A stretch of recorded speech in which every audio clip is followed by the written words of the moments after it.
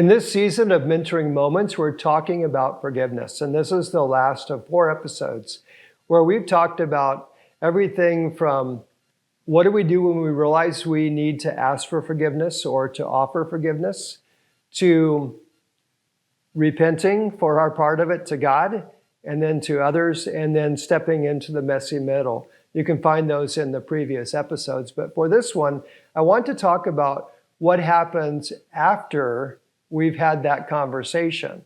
Because we've got to get on with life and start a new relationship, right? Even if there's been healing, now we need to be able to go forward as friends, or if it's with your spouse, go forward in your relationship. So what do we do to preserve the benefit of what we've just done to reconcile with one another?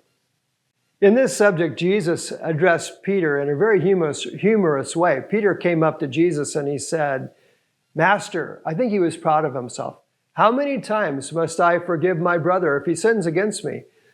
He said, 7 times? And so I think at that point, Peter's thinking Jesus is going to be really pleased with him. Like Peter's made this revelation now that he's not going to forgive once or twice, but he's going to forgive 7 times.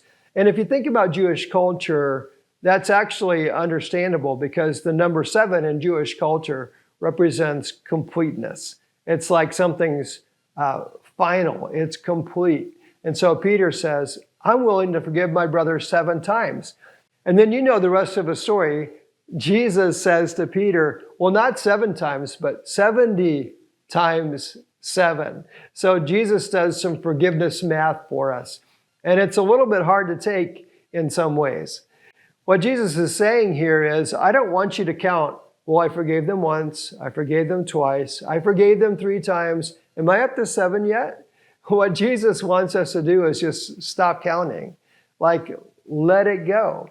Now, a caveat here, I don't think that Jesus is saying allow abusive situations to continue, or if there's some dysfunction in your home, ignore it. That's not what he's saying. He's talking specifically about forgiveness when someone did something that was offensive or painful or hurtful to someone else. You're dealing with that particular event. And Jesus says, when that happens, forgive. He also adds in Matthew 18, and if it doesn't go well, take someone with you and try again.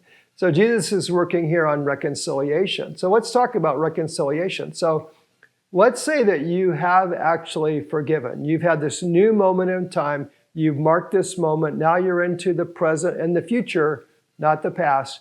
What do? I think it's really valuable to say to yourself and to say to the other person. And what this means when I choose to forgive is I'm not going to dwell on this anymore. I'm also not going to talk about it to others. When I think about you, I'm not going to think about this particular thing anymore. And I'm going to treat it as if this is a healed place between us. Now, notice I didn't say in all of that, forget it. I think it's probably not really possible for us to completely forget, but we don't have to continue being triggered by that. And we don't have to do these other 4 things. So let me go over them again. I'm not going to dwell on this. I'm not going to bring it up again.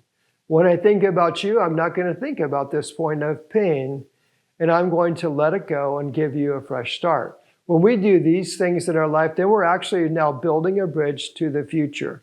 So we talked a lot about forgiveness in this session. I want to kind of go over it really quickly. First of all, forgiveness is important for our mental, physical, and spiritual health. In fact, I think if we don't forgive, it gives a open door to the enemy, and we're more likely to repeat the problem. When we do decide to forgive, call it, own it, take responsibility, repent for your part, form a plan and execute the plan. Once we begin, step into the messy middle. Don't be afraid. Be courageous. Know that in forgiveness, there can be reconciliation, and it's a brand new start. Your relationship with the other person actually could be better than ever before. And then the way you hold that ground that you took is by choosing not to keep thinking about it, not to think ill about that person, not to talk to other people, and not to hold it in your heart, but to give them actually the same fresh new start that God gives you. So let's be a people who are reconciled.